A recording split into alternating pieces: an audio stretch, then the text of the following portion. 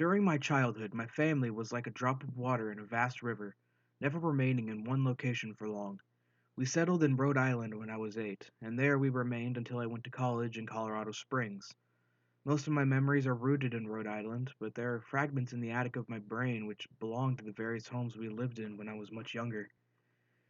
Most of these memories are unclear and pointless. Chasing after another boy in the backyard of a house in North Carolina, trying to build a raft to float on the creek behind the apartment we rented in Pennsylvania, and so on. But there is one set of memories which remains as clear as glass, as though they were just made yesterday. I often wonder whether these memories are simply lucid dreams produced by the long sickness I experienced that spring, but in my heart, I know that they are real. We were living in a house just outside the bustling metropolis of New Vineyard, Maine, population 643. It was a large structure, especially for a family of three. There were a number of rooms that I didn't see in the 5 months we resided there. In some ways, it was a waste of space, but it was the only house in the market at the time, at least within an hour's commute to my father's place of work. The day after my 5th birthday, attended by my parents alone, I came down with a fever. The doctor said I had mononucleosis, which means no rough play and more fever for at least another 3 weeks. It was horrible timing to be bedridden. We were in the process of packing our things to move to Pennsylvania, and most of my things were already packed away in boxes, leaving my room barren. My mom brought me ginger ale and books several times a day, and these served to function to being my primary form of entertainment for the next few weeks. Boredom always loomed just around the corner, waiting to rear its ugly head and compound my misery. I don't exactly recall how I met Mr. Widemouth. I think it was about a week after I was diagnosed with mono. My first memory of the small creature was asking him if he had a name. He told me to call him Mr. Widemouth because his mouth was large. In fact, everything about him was large in comparison to his body. His head, his eyes, his crooked ears, but his mouth was by far the largest. "You kind of look like a Furby," I said as he flipped through one of my books.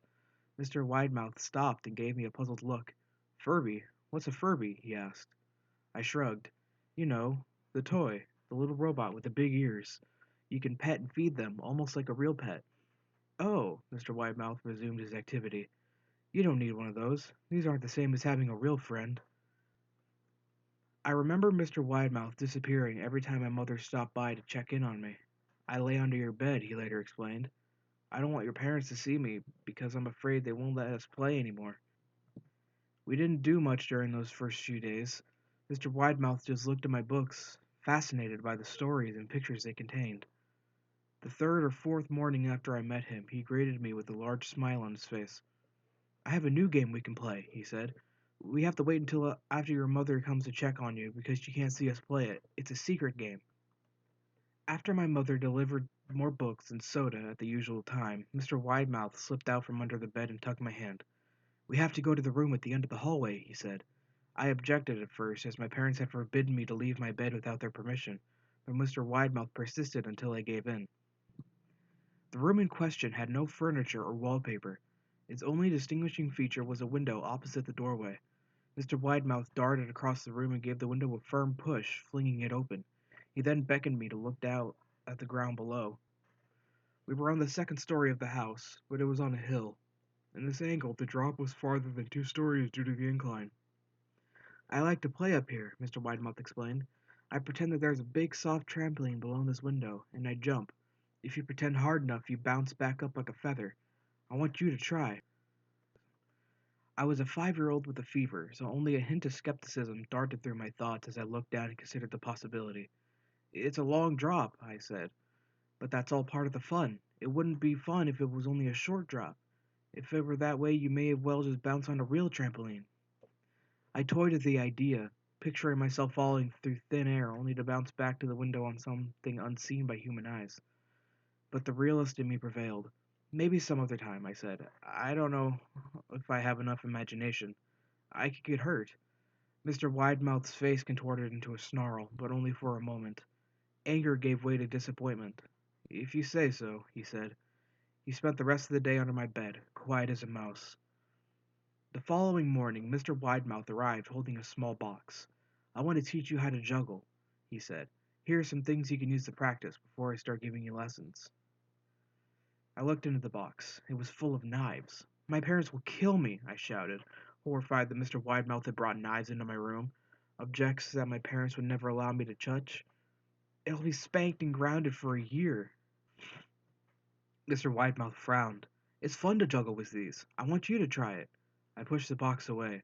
I can't. I'll get in trouble. Knives aren't safe to just throw in the air.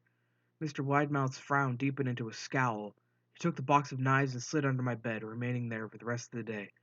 I began to wonder how often he was under me. I started having trouble sleeping after that. Mr. Widemouth often woke me up at night saying he put a real trampoline under the window, a big one I couldn't see in the dark. I always declined and tried to go back to sleep, but Mr. Widemouth persisted. Sometimes he stayed by my side until early in the morning, encouraging me to jump. He wasn't so fun to play with anymore. My mother came to me one morning and told me I had her permission to walk around outside. She thought the fresh air would be good for me, especially after being confined in my room for so long. Ecstatic, I put on my sneakers and trotted out the back porch, yearning for the feeling of sun on my face. Mr. Widemouth was waiting for me. I have something I want you to see, he said. I must have given him a weird look because he said, It's safe, I promise. I followed him in the beginning of the deer trail which ran through the woods behind the house. This is an important path, he explained. I have a lot of friends about your age. When they were ready, I took them down this path to a special place. You aren't ready yet, but one day I hope to take you there. I returned to the house, wondering what kind of place lay beyond the trail. 2 weeks after I met Mr. Widemouth, the last load of our things had been packed in a moving truck. I would be in the cab of that truck, sitting next to my father for the long drive to Pennsylvania.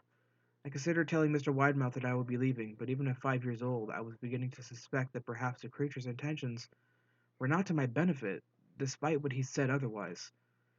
For this reason, I decided to keep my departure a secret. My father and I were in the truck at 4 a.m. He was hoping to make it to Pennsylvania by lunchtime tomorrow, with the help of an endless supply of coffee and six-pack of energy drinks. He seemed more like a man who was about to run a marathon rather than one who was about to spend 2 days sitting still. Early enough for you? He asked. I nodded and placed my head against the window, hoping for some sleep before the sun came up. I felt my father's hand on my shoulder.